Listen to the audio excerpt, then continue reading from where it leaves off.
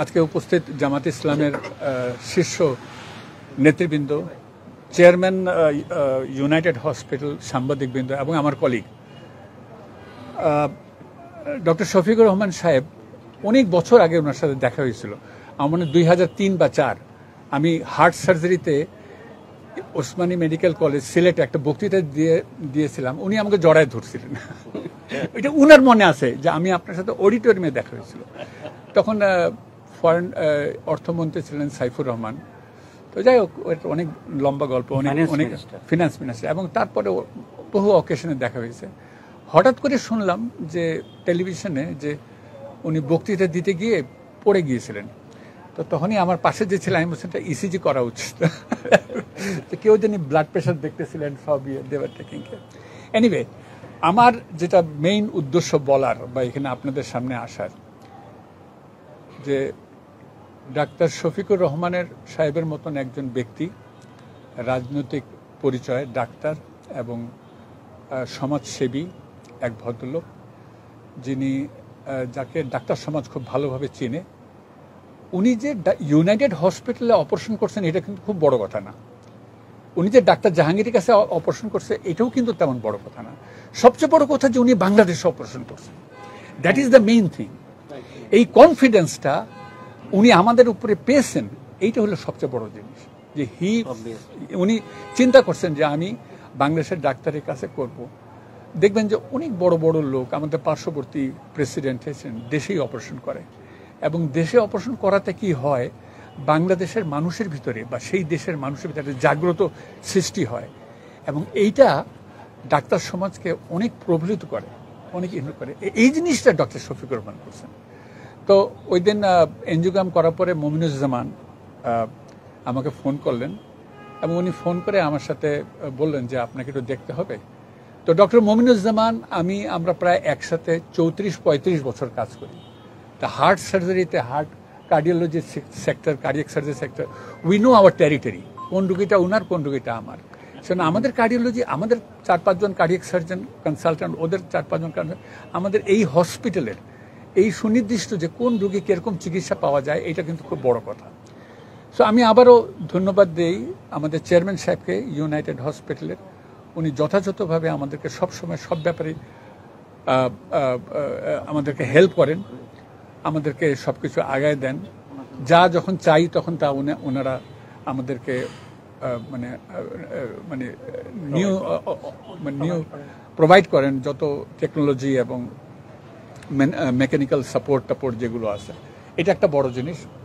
তবে সর্বোপরি আমি মনে করি যে, আমি বিশ্বাস করি যে এই কনফিডেন্সটা যদি বাংলাদেশে আমরা ডাক্তারদের তরফ থেকে জনগণকে দিতে পারি, কথাটা যেটা অনেক আগেই বলি, আমি সবসময় এখনও বলি একই কথা, যে বাংলাদেশের মানুষ বাংলাদেশের ডাক্তারকে দিয়ে একটা রিজনেবল প্রাইসে, রিজনেবল পাশে সুষ্ঠু চিকিৎসা হোক, এবং at the end of the day ওরা যেন মনে করে, ওরা যেন তাদের নাগরিকত্ব নিয়ে গর্ববোধ করে, ওরা যেন বাংলাদেশে আমরা নাগরিক, এইটা নিয়ে তারা গর্ববোধ করে যে আমরা নাগরিক, আমরা একটা অল্প পয়সায় বা সুনির্দিষ্ট পয়সায় একটা সুষ্ঠু চিকিৎসায় আমরা সেরে উঠছি।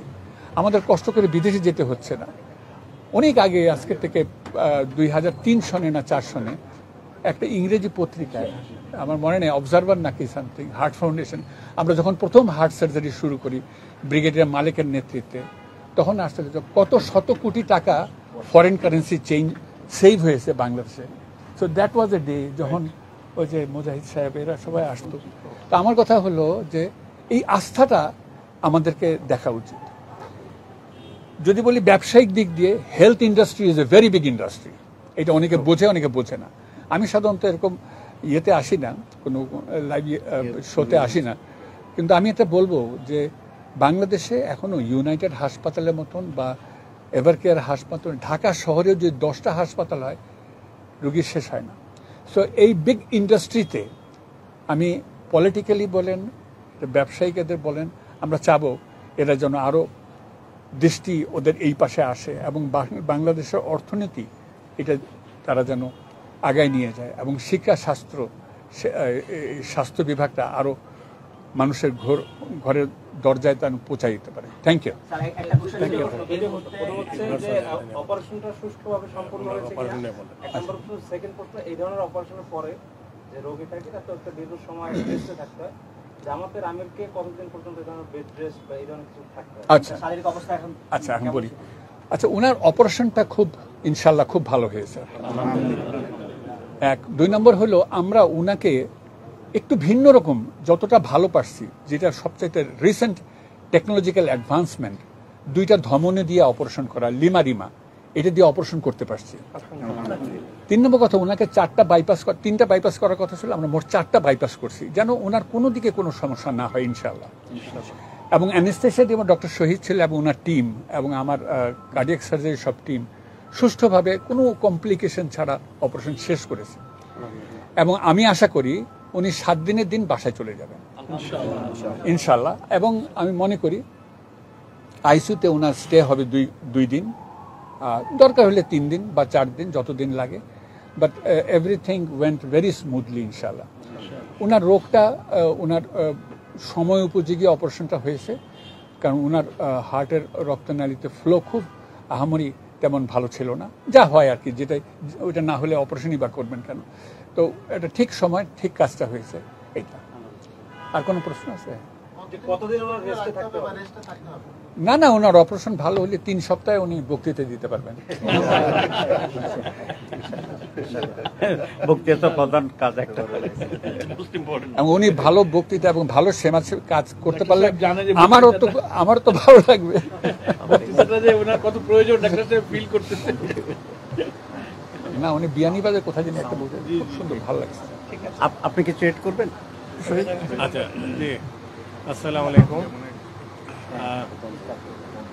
সম্মানিত চেয়ারম্যান মহোদয়, আমার কলিগস, জামাতে ইসলামের শীর্ষ নেতৃবৃন্দ, আসসালামু আলাইকুম। সাংবাদিকবৃন্দ, আসসালামু আলাইকুম। আমি ডাক্তার শহীদ আহমেদ চৌধুরী, কার্ডিয়াক অ্যানেস্থেশিয়া এবং পোস্ট অপারেটিভ ম্যানেজমেন্টটা দেখি। এটা আমি ডক্টর জাহাঙ্গীর কবির, আমরা প্রায় 20-22 বছর ধরে একসাথে আছি।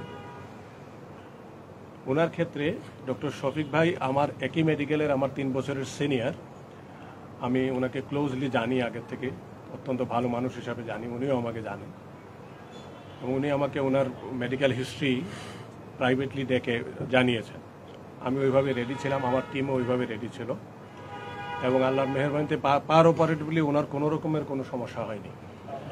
অ্যানেস্থেশিয়াতে কোনো রকমের বান্ডেল থাকলে প্রতি সেনমানিতে টাকা বাঁচবে। বিকাশ সেনমানি বান্ডেল কিনে জিতুন প্রতি লেনদেনে।